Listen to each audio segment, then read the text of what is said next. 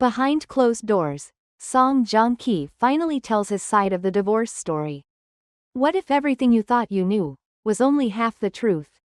For years, silence wrapped around one of Korea's most talked about divorces like an unbreakable veil, until now.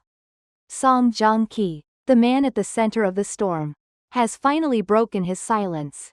His words aren't just a statement, they're a revelation. Let's uncover the truth together, right here, right now, with red carpet revealed. 4 years after the fairy tale marriage between descendants of the Sun stars Song Joong-ki and Song Hye-kyo came to a sudden and unexplained end. The actor, known for his charm, restraint, and dignified silence, has finally spoken. And what he revealed behind closed doors was not just a personal confession, but a calculated, explosive unraveling of the truth. For years, fans and the public were left to piece together fragments, speculative headlines, cryptic statements, and cold, formal press releases. But now, Song Joong-ki has thrown open the door to a past cloaked in half-truths and media manipulation. And what lies behind that door is a portrait of betrayal, silence, and emotional warfare that no one was prepared for. The dream that was never real. They called us the Song couple. We smiled, posed, and played our roles perfectly. But after the applause faded, we were just two people trying to breathe in the same room, without oxygen. From the very first moment of the interview, Song Joong-ki's voice was calm but razor sharp. His eyes locked with the camera. Unwavering. Gone was the polished actor. Sitting before the audience was a man who had carried a secret too long. He revealed that not long after their globally celebrated wedding, things began to shift. The distance wasn't physical, it was psychological. She had her world, her rhythm, her needs. I had mine, but she never looked back. I kept looking forward, alone. Fans have long speculated about the coldness that followed their separation, why the divorce was announced so suddenly, why there was no joint statement, and why neither party offered emotional closure. Song Joong-ki's words now reshape that narrative. She didn't speak to me before the filing. I read about my own divorce on a news alert. That's how I learned it was over. Shockwaves across Asia. Within 37 minutes of the interview's broadcast, hashtags like hashtag Song Joong-ki speaks and hashtag hidden divorce truth shot to the top of trending lists in South Korea, China, and Vietnam. Fans flooded online platforms with shock, heartbreak, and disbelief. Clips from the interview were replayed, dissected, and analyzed in real time. By midnight, news anchors were calling it the most explosive celebrity truth bomb of the decade. A popular entertainment columnist tweeted, "We always knew something didn't add up. But to find out he was left in the dark, that's not just a failed marriage. That's a war waged in silence." Celebrities began issuing cryptic reactions. A stylist who once worked with the couple hinted that there was always an imbalance. One lived for the camera, the other lived for connection.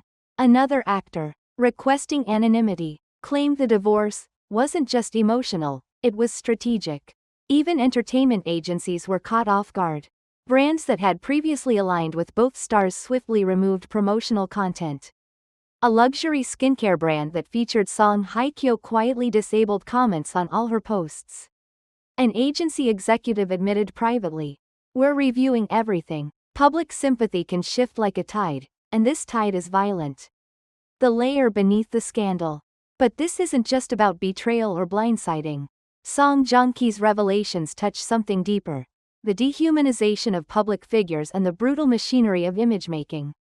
He spoke candidly about being forced into silence.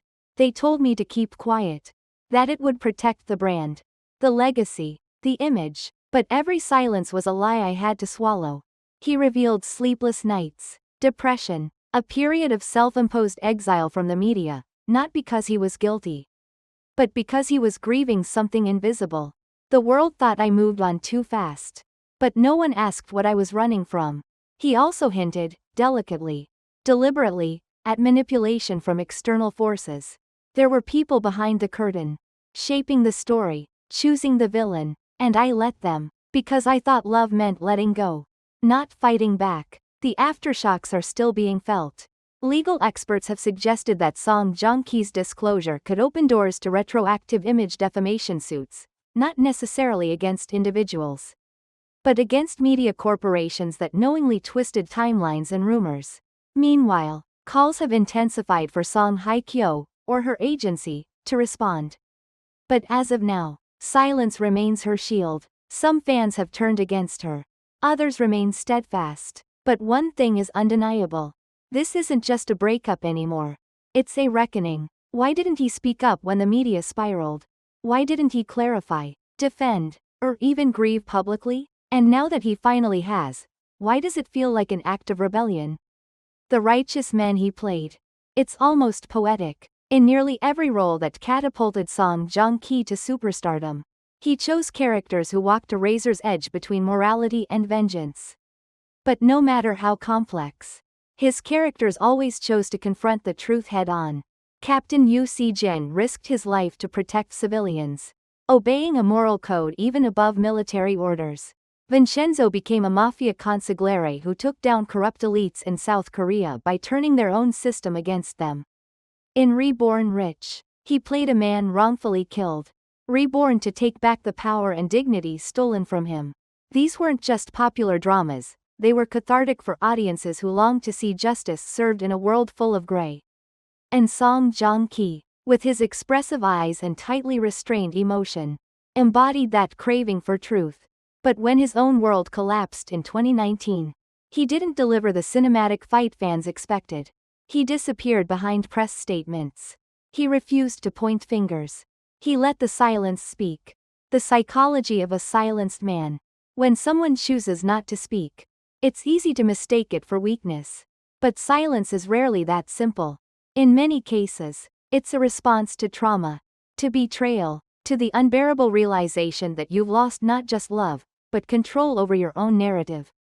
Psychologists call it narrative deprivation, the feeling of being erased from the story of your own life. In his recent interview, Song Joong-ki revealed that he found out about his divorce through the media. Not through a conversation, not even through his agency. Through headlines. I was written out of my own marriage. That's what it felt like. Can you imagine playing strong, righteous men for a living, yet not being allowed to protect your own truth in real life? The dissonance between those two realities can break even the most seasoned actor. For years, Song Joong-ki lived in that contradiction. And yet, he never broke character. Not the character on screen, but the role he assigned himself in real life, the silent protector. Silence as armor. While tabloids speculated, critics judged, and netizens took sides, Song Joong-ki remained disturbingly quiet. To some, it was noble. To others, suspicious. But what few understood was that silence was his survival mechanism. In a world where every word can be weaponized, saying nothing is a form of resistance. He chose dignity over spectacle. He refused to be baited into blame. He let others write headlines, knowing one day, he might reclaim the pen. And that's exactly what he's doing now. Art reflects the wound. Looking back, his recent roles seem less like random scripts and more like sublimated confessions. In Vincenzo, he burns down an entire building to erase a corrupt system. In Reborn Rich, he is reborn, literally, with a chance to rewrite the narrative. Perhaps these roles were his way of screaming without raising his voice. Of bleeding without showing a wound. Of whispering truth in places where he couldn't speak it plainly. Now that he has finally told his side of the story, the lines between Song Joong-ki the actor and Song Joong-ki the man feel blurred, almost deliberately so. He didn't need a courtroom. He didn't need a war. He needed a moment, and when it arrived, he didn't shout. He simply said, "This is not about revenge. This is about not disappearing." The unfinished script. This isn't just a story of a broken marriage. It's a story about narrative theft. And how one man patiently waited to reclaim it, not with fury, but with calm defiance. It's about how even the strongest, most righteous heroes sometimes choose silence, not because they are weak, but because the noise around them is too loud, too violent, too dangerous. But silence doesn't mean surrender. In Song Joong-ki's case, it meant waiting for the moment when the truth could be spoken safely and fully. And finally, Now that he has spoken, we must ask, are we ready to listen?